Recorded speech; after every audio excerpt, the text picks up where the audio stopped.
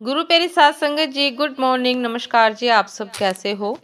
आशा करती हूँ बाबा जी के श्री चरणों में अरदास करती हूँ कि मालिक की कृपा से, निरंकार दातार की मेहरबानी से आप सब बहुत खुश होंगे, मौज बहार में होंगे और अवश्य ही भजन सिमरन में होंगे। सात संगत जी, मैं हाजिर हूँ आज का विचार लेकर।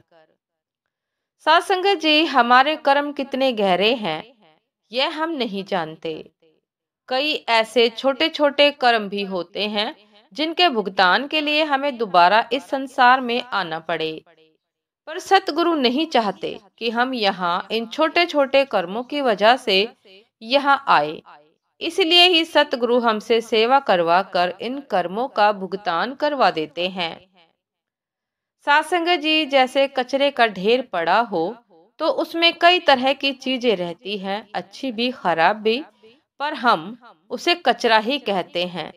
जबकि कबाड़ी उसमें से छांट कर अलग अलग करके दोनों की कीमत वसूल करता है। हमारे भी संचित कर्मों का ऐसा ही पहाड़ बना हुआ है जिसमें शुभ अशुभ दोनों ही कर्म हैं। जब हम डेरे में सेवा करते हैं, मान लो हमने रोड बनाने की सेवा की, प्रोग्राम के समय कई संगत उस पर चलती है, उसमें कई रूहें ऐसी भी होती है जिनके हम कर्जदार हों।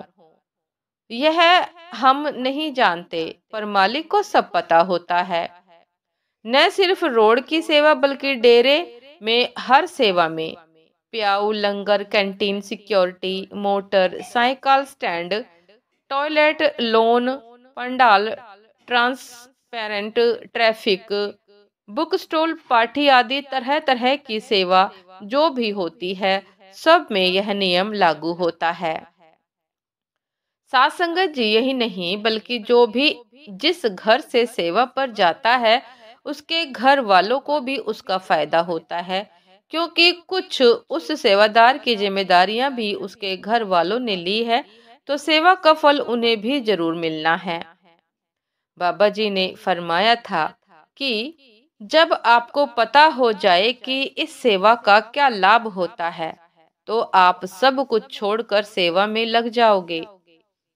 तो सात संगत जी, सेवा का यदि हुक्म आए, बाबा जी की तरफ से, निरंकार दातार की मेहरबानी से यदि आप किसी को भी सेवा का हुक्म आए, तो सात संगत जी, हाथ जोड़कर, सर झुकाकर, हृदय से सेवा को स्वीकार कीजिए और मन लगाकर सेवा कीजिए।